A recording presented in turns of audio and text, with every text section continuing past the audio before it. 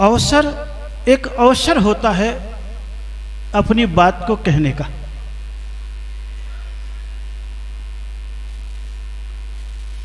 तो वाल्मीकि जी की जयंती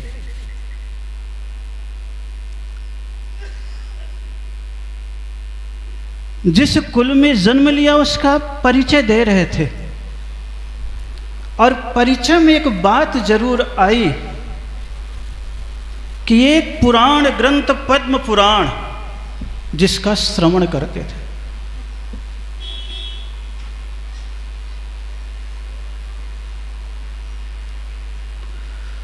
सोचिए कौन सुन रहा था? जिनके संस्कार जैनत्व से तो नहीं थे, लेकिन पड़ोस में ही मंदिर या घर था।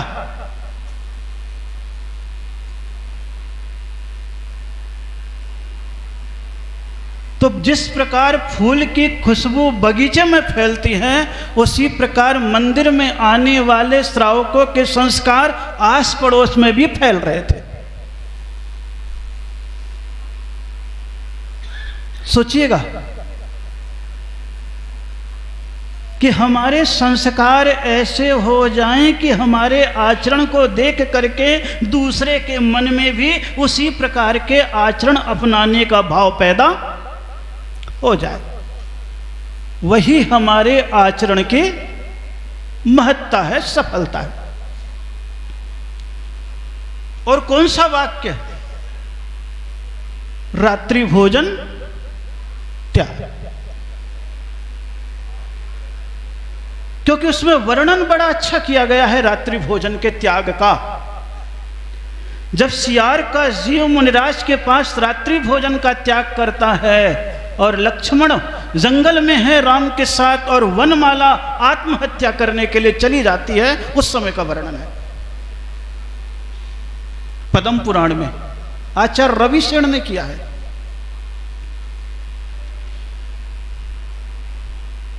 कि जब संकल्प के बंधन में नहीं बंधे तो बोले तुम्हें क्या सजा हो?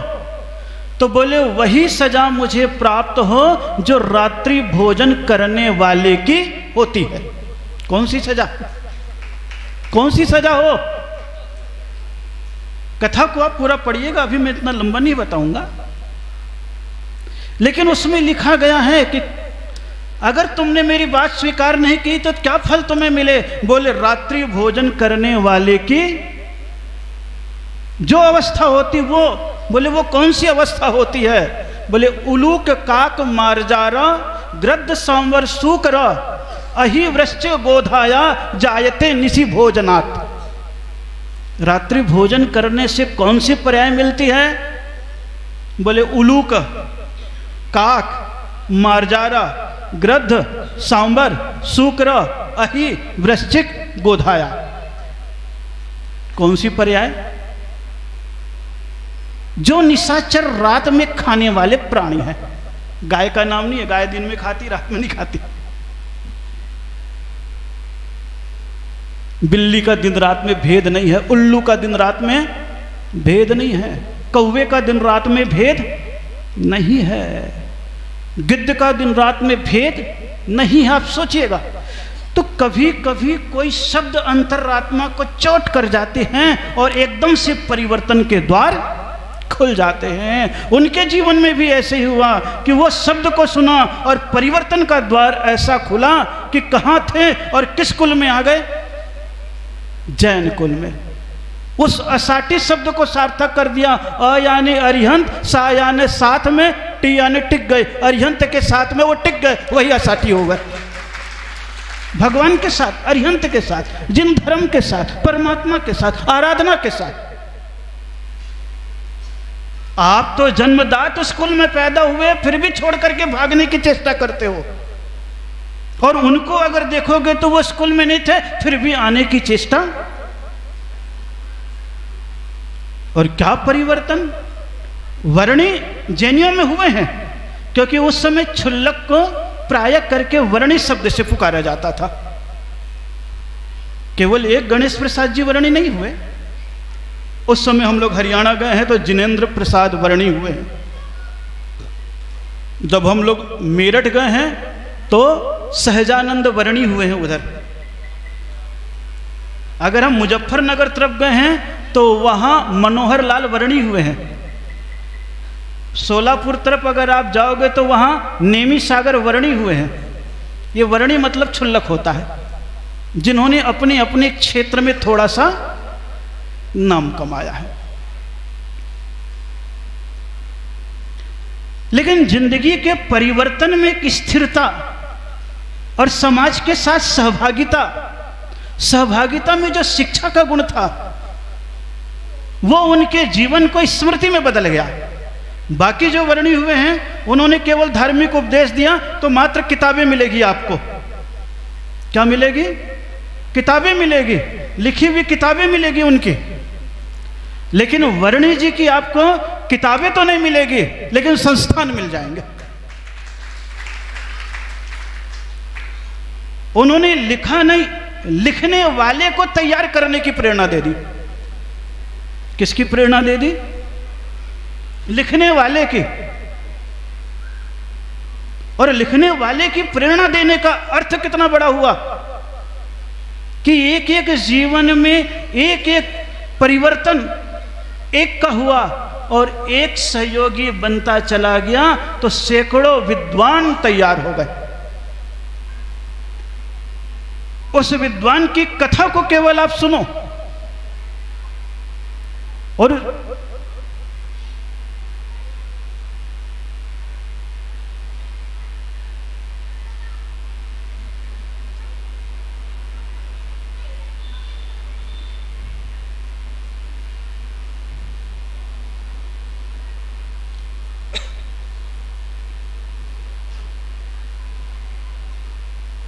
केवल उस कथाओं को सुनो, क्योंकि मैं वही सुन रहा हूं और वही आपको बता रहा हूं केवल,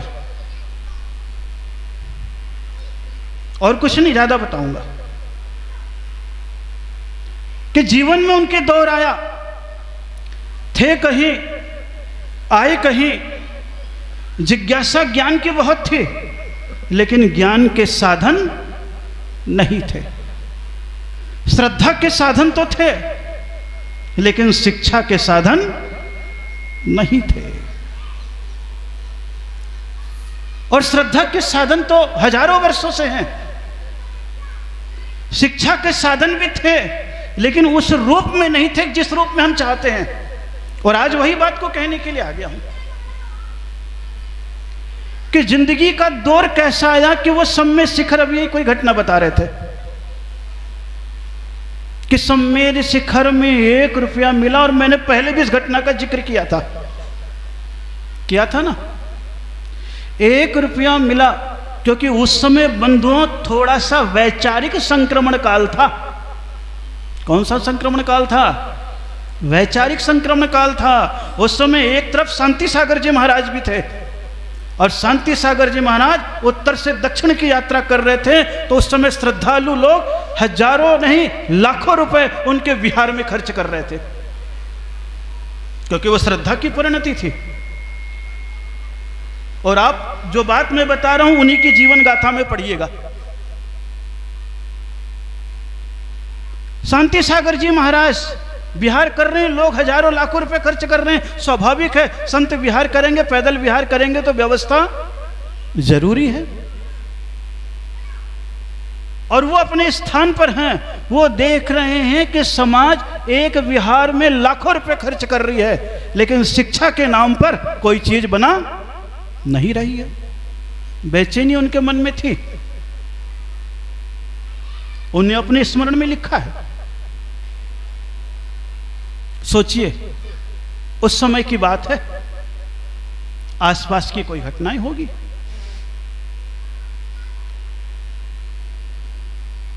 उस समय उनके मन के विचारों की तीव्रता और फैली तो कह रहे थे कि 1 रुपया मिला और 64-65 लिफाफा अंतर्देशी कार्ड लिया और कार्ड में 65 लोगों को पत्र लिखा कि मैं जैन समाज में शिक्षण संस्थान का निर्माण करना चाहता हूँ। हे दानियों, तुम्हारे पास अगर धन है तो तो वो धन ज्ञान दान में लगाने की चेष्टा करो, ताकि आने वाली पीढ़ी को सम्यक ज्ञान का, जिनवाणी का लाभ मिल सके।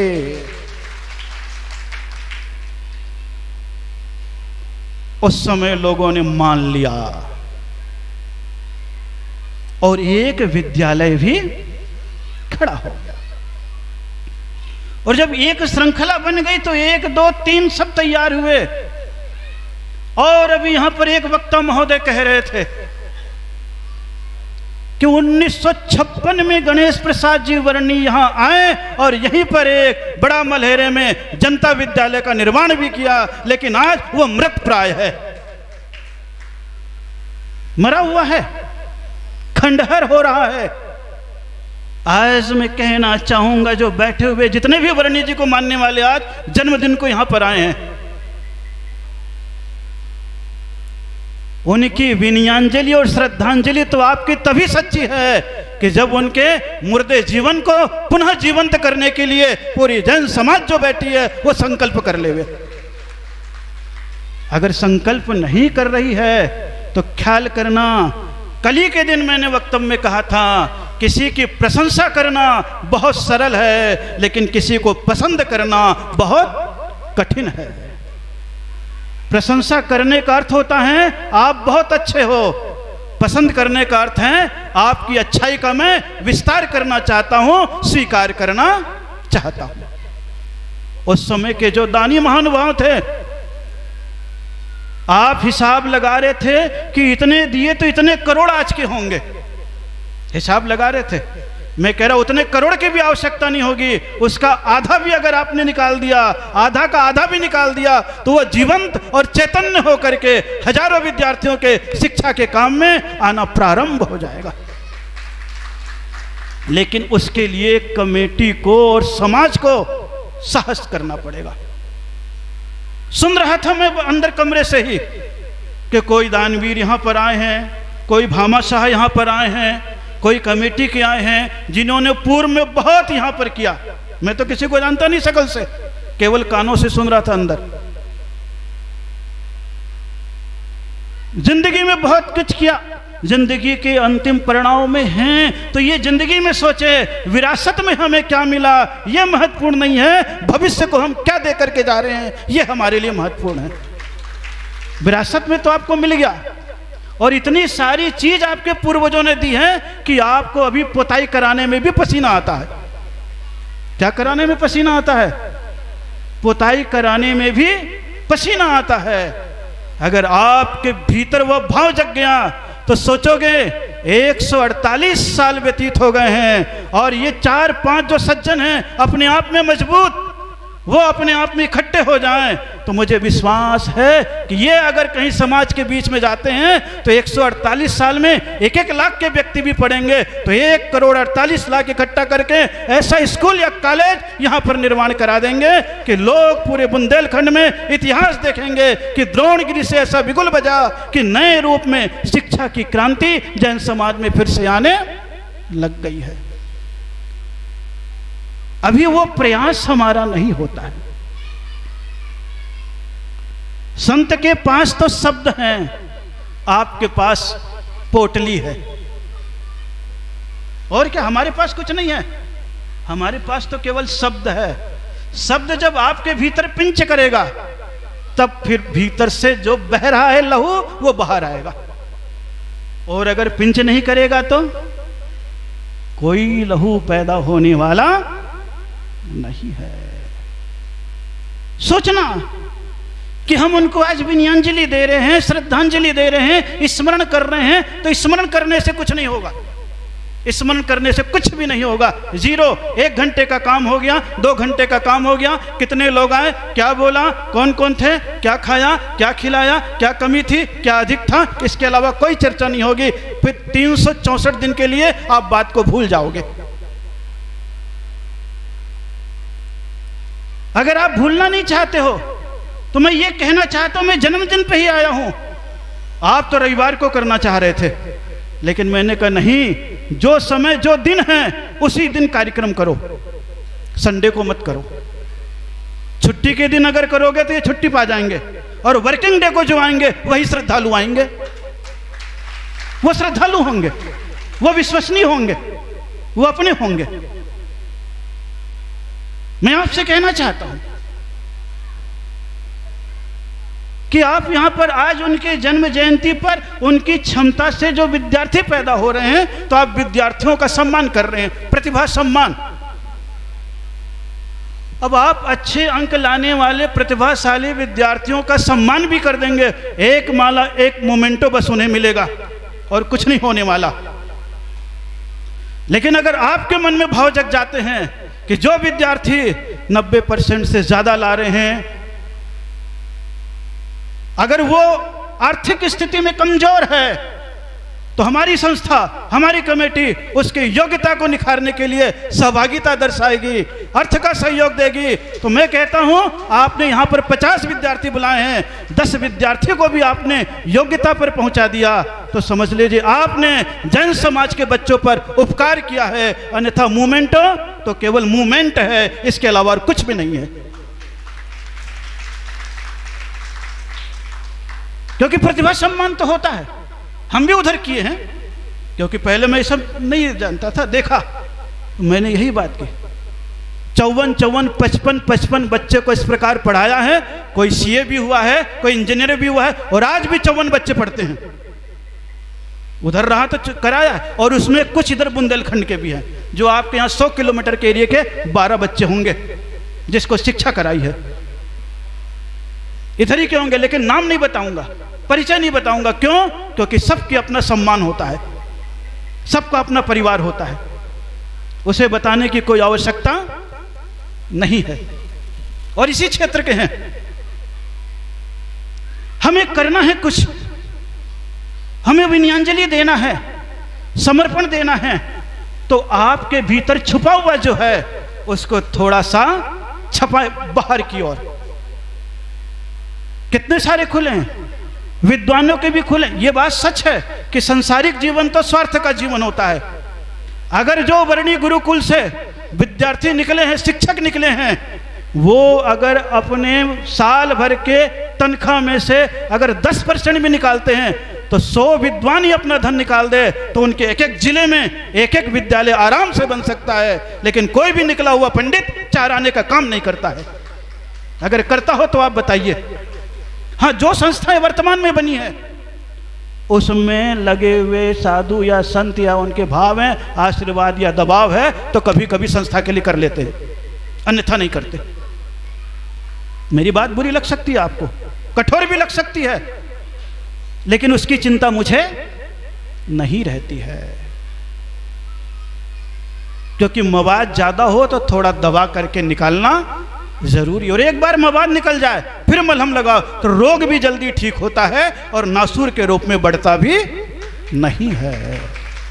कहना चाहूंगा कि अगर यहां पर पंडित विद्वान आए हैं कि जहां भी पढ़े हैं, तो चाहे संत के रूप में निकले हों, चाहे विद्वान के रूप में निकले हों, इस और अपना दिमाग लगा लेते थोड़ा सा, तो जो गरीबी की रेखा के नीचे भी हो और विद्वत्ता की श्रेणी में आगे बढ़ जाए, उनका टैलेंट है, बुद्धिमत्ता है, समाज में कोई भी निधि बन सकते हैं। कौन विद्वान थे? आप देखोगे तो जितने भी विद्वान के नाम आप लो, बहुत सारे विद्वान हुए हैं, क्योंकि उनके मन में सामाजिकता थी। विद्वान पैदा करना, संत पैदा करने के लिए तो आचार्य शांति सागर जी महाराज थे, लेकिन इन्होंने क्या उत्पन्न किया? विद्वान। और न्याय के ऊपर ज्यादा रुचि थी, न्याय के माध्यम से किया। आज वही वातावरण यहां पर फैला हुआ है। मैं आपसे ही कहना चाहता हूं, सर्प के मुख में दूध डालेंगे तो भी जहर बनेगा,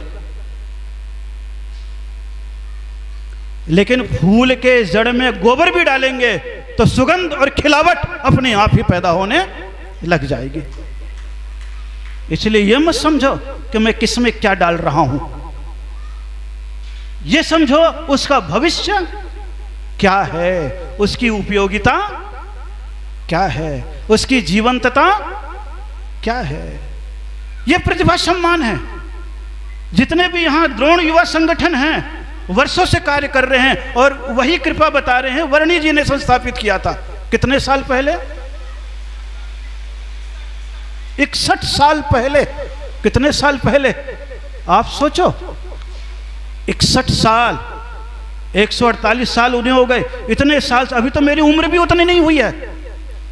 लेकिन हाँ, जब इनके जीवन के बारे में थोड़ा पढ़ते हैं, सुनते हैं, समझते हैं तो लगता है कि कहाँ थे, कहाँ आए और कहाँ तक इन्होंने कार्य कर दिया। क्योंकि उस समय लोगों का वैसा समर्पण था। आज का भी समर्पण इस बुंदेलखंड को चाहिए, क्योंकि स्मृति अगर मिटती है तो वही जीवंत करते हैं जो श्रद्धालु होते हैं। द्रोणगिरी में भी है।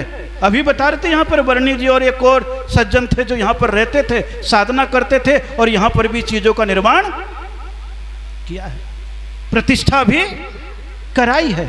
ये सारी चीज आपकी स्मृति में है, लेकिन उनकी स्मृति को स्थायी संस्कृति के रूप में बदलना ही आपकी भाव भूमिका की सफलता है, अन्यथा कोई भी सफलता नहीं है। तो अपनी चेतना को जागृत करें।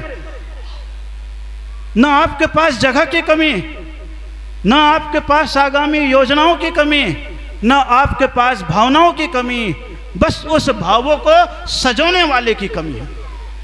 और सजोने के लिए आपको ही आगे बढ़ना है, किसी दूसरे को आगे नहीं बढ़ना है।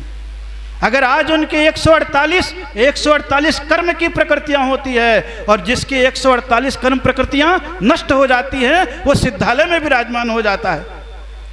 तो 148 कर्म आपके दिमाग में जो थे चले जाएंगे, तो फिर से उनकी भावनाएं साकारता के रूप में फिर समाज के बीच में उपस्थित होना प्रारंभ हो जाएगी। और कुछ भी नहीं है। संत तो अपना काम अलग से कभी भी कर लेते, संत की अपनी विशेषता होती है, व्यक्ति की अपनी विशेषता होती है। लेकिन ये जीवन के क्षण हैं कि धर्म भी हो, त्याग भी हो, आचरण भी हो और शिक्षाएं भी होती चली जाए। ये छोटा सा जीवन मिला हुआ है। आज यहाँ पर आप आए हुए हो तो अपने मन में यही भूमिका को लेकर के जियो कि यहाँ से हम उठें, उसके पहले जो भावनाएं थी वर्णी जी की, हम उसे पुनः जीवंत करने की चेष्टा करते चले जाएं। और उस जीवंतता के लिए 5 सज्जन भी आगे बढ़ते हैं तो 5 अपने परिचय से 25 को सामने ला सकते हैं, क्योंकि हमारा परिचय कम काम करेगा, गृहस्थों का आपसी परिचय 100 गुना काम करना प्रारंभ कर देगा। पैदल थोड़ी दूर की यात्रा होती है, लेकिन वाहन में बैठ जाओ तो लंबी यात्रा भी पूरी हो जाती है। हम तो पैदल यात्री हैं, आप वाहन यात्री हैं। तो अध्यक्ष साहब यहाँ कपिल जी बैठे हुए हैं, उनकी मनोभावना जो हम सुनते हैं, समझते हैं, बड़ी अच्छी लगती है। शांत हैं वो, और शांत चित्ता जब कभी उभरती है तो अलग भावों से उभरती है। भागचंद जी को मैं यहाँ पर देखता हूँ, 24 घंटे पूरी ड्यूटी में समर्पण पूरा है और द्रोण की के प्रति उनका रोम रोम छलकता है कि जो कुछ भी यहाँ विस्तार हो जाए तो समाज को कोई भविष्य की निधि मिल जाएगी, ये भावना उत्पन्न हो जाए। वर्धमान जी को भी देखा, उन्होंने कहा था महाराज युवा लोग यहाँ पर हैं, और उसके बाद थोड़े मुझे कम दिखे हैं वर्धमान जी। युवाओं की शक्ति आपके पास है और सामर्थ्य है, तो उस चेतना को भी जागृत करने की चेष्टा करते चले जाओ। ये द्रोण समिति यहाँ पर बैठी हुई है, उनके मन में भाव जगे, क्योंकि आपको महसूस होगा। अभी एक वक्ता ने कहा कि जब मैं वहाँ कौन सा नाम लिया, तो महावीर संस्कार केंद्र में पढ़ता था, तब वर्णी जी के बारे में बताया, याद है? कौन सा स्कूल की याद है उसे? वही महावीर जैन। मैं भी था जब मुलायम सिंह के साथ सूरज भान जो राज्यपाल थे, कुरावली के स्कूल में जब पढ़ते थे, तब उस समय राज्यपाल सूरज भान आए थे। कहे महाराज मैं भी जैन स्कूल में पढ़ा हूँ, तो जैन धर्म का नमोकार जानता हूँ। क्या जानता हूँ? नमोकार जानता। और कौन से थे सूरज भान सबको मालूम है।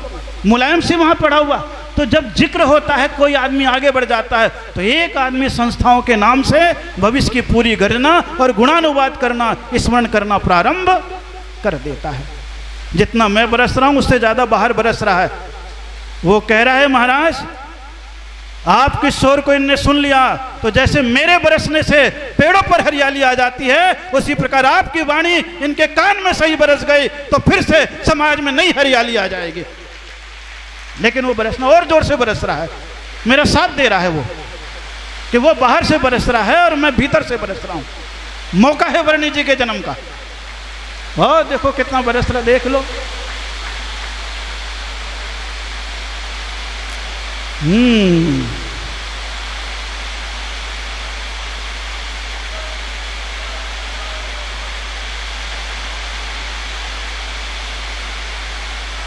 एक एक बूंद गिरती है।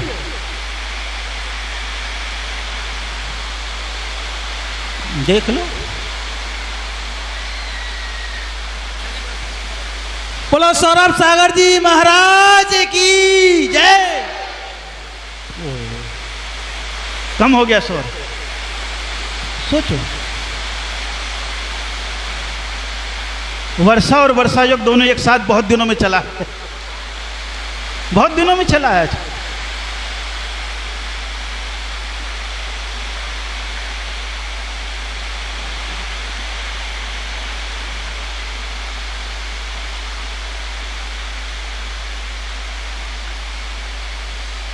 बरसात है, जो बीज से युक्त पेड़ होगा उसमें तो फल आएंगे, और बिना बीज वाली भूमि पे ये पानी जाएगा तो घास फूस के अलावा कुछ पैदा नहीं होगा। और मैं चाहता हूं यहां बैठे हुए अधिकांश लोग बीज युक्त पेड़ हैं, तो जरूर ये पानी गिरेगा तो उसमें कोई ना कोई सामाजिक श्रेष्ठ कार्य का फल अवश्य ही पैदा होगा। कौन सा फल? सामाजिक श्रेष्ठ कार्य। क्योंकि मन है, ये मन है। मन में आपके न अगर आगे लग गया तो नमन हो जाता है, और वही न पीछे लग जाता है तो मनन हो जाता है। अब आप आगे न लगा करके मेरे पास तो आ गए हो, नमन तो कर लिया है, अब इस न को पीछे कर दो तो मनन हो जाएगा, और मनन हो जाएगा तो नमन उल्टा सीधा एक समान है। नमन इधर से पढ़ो तो भी नमन है, और इधर से पढ़ो तो भी। तो नमन के साथ मनन चाहिए मुझे। क्या चाहिए? सुन रहे कपिल जी? थोड़े उत्साह से मैदान में आओ। जिंदगी में बहुत सारे कार्य कर रहे हैं। देखिए ये आगे बढ़ी तो रहा ना, गोबर से भी दीपक बना। ख्याल करना, संस्कृति इसे ही कहते हैं। कब कौन सी संस्कृति कैसे उठाता है कोई। नास्ट्रेदमस ने एक शब्द कह दिया था, जिस दिन देश में पानी से दीपक जलना प्रारंभ हो जाएगा लोगों का सारा व्यवहार बदल जाएगा। लोगों ने पहले सोचा पानी से दीपक कैसे जलेगा, पागल आदमी है। लेकिन देखिए विज्ञान आगे बढ़ा, आज पूरे देश में पानी से ही जितने बल्ब हैं, जितने दीपक है वही जल रहे हैं। पानी से ही बल्ब जल रहे, पानी से दीपक है। उसका शब्द था। नास्ट्रेदमस बड़ा भविष्यवक्ता हुआ है कि पानी से दीपक जलने लगेगा, देश की सारी संस्कृति, कल्चर सब कुछ बदल जाएगा। उसके बाद से सब बदल गया है। विद्युत जब से आएगा तब से कलयुग बोलने लगे, कल कारखाने आ गए। अब वही संस्कृति पीछे जा रही थी, जो दीपक ऐसे बनता था गोबर से दीपक बनने लग गए। ये संस्कृति है। कौन सी संस्कृति है? हिंदू संस्कृति में ये मान्यताएं, अंतर है। वो पहचान दे रहे हैं, शिक्षा में भी दे रहे हैं, आचरण में भी दे रहे हैं। तो हमें चाहिए कि आज यहां पर बैठे हुए समाज के प्रबुद्ध लोग हैं, जिन्हें मैं तो नहीं जानता, लेकिन एक शब्द जरूर कह रहा हूं, अगर आपके जीवन में है वो तो देश की रक्षा। कोई बात।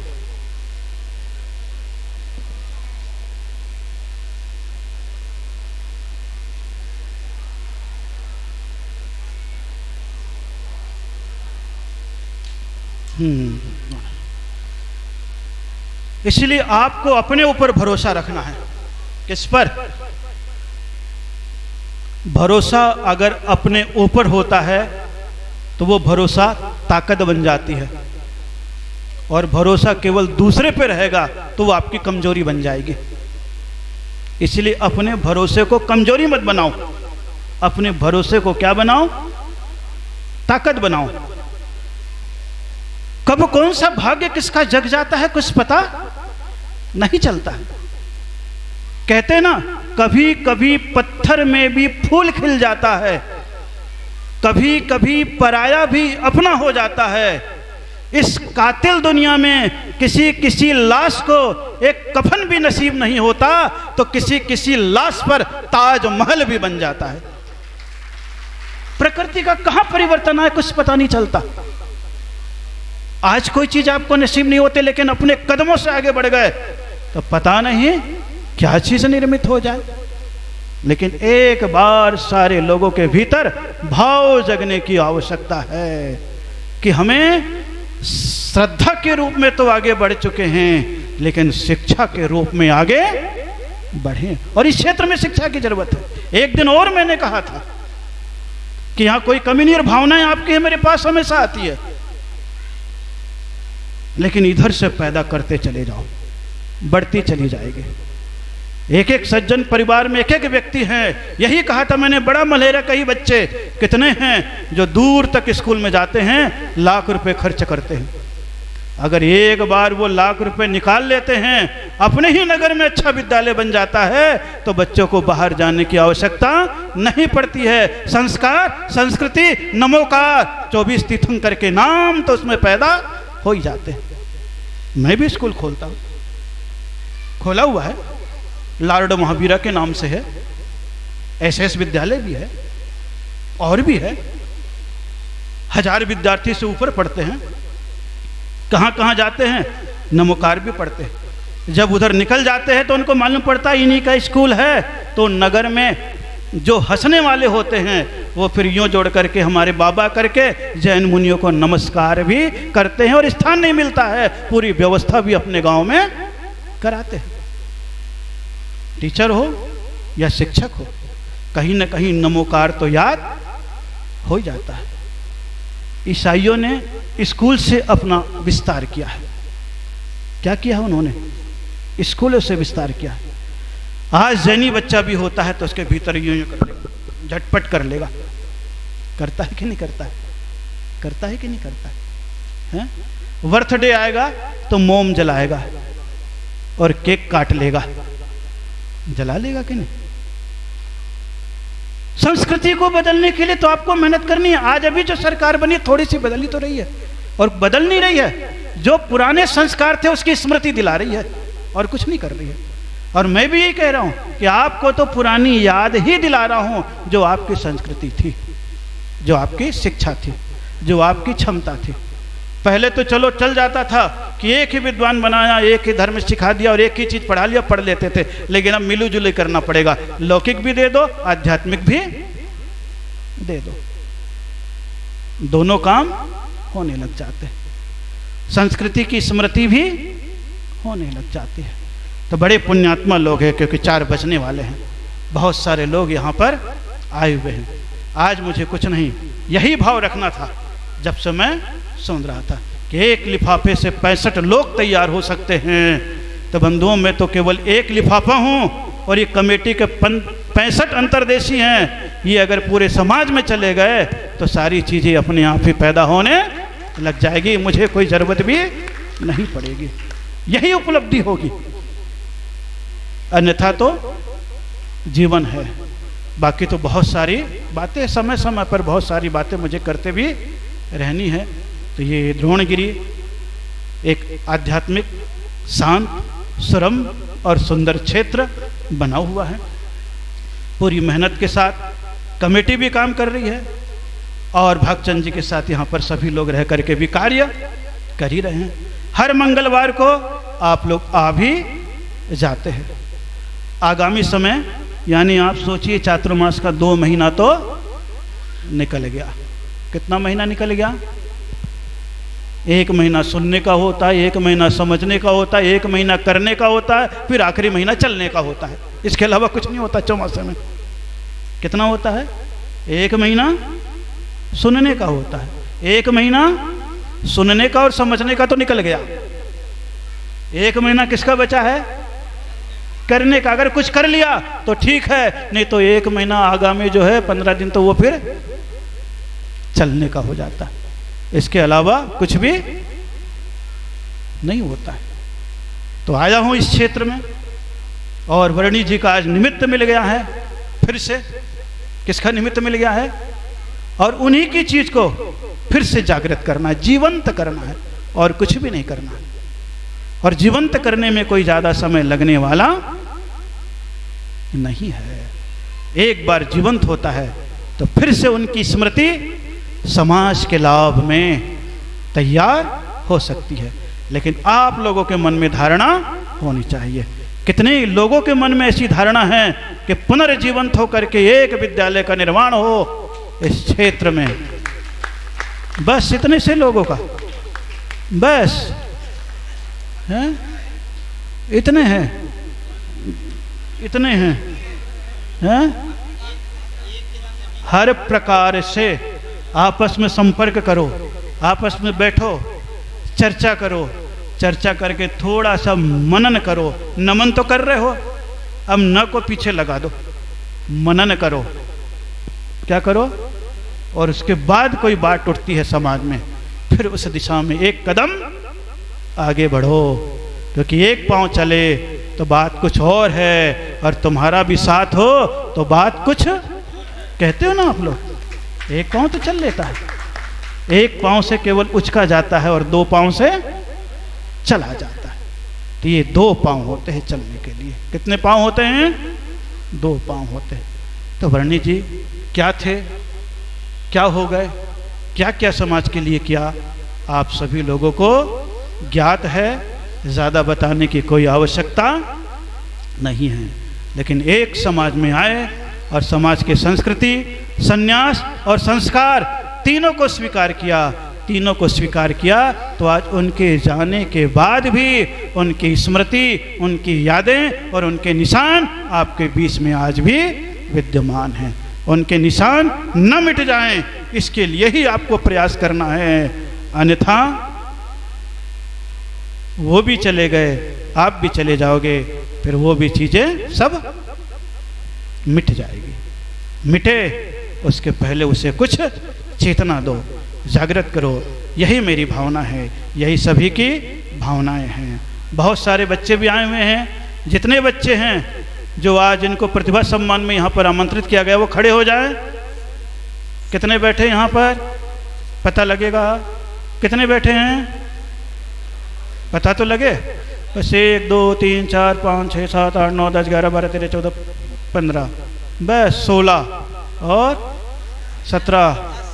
अरे मम्मियों से मतलब नहीं है, जो पढ़ रहे हैं उनसे मतलब है। किनसे?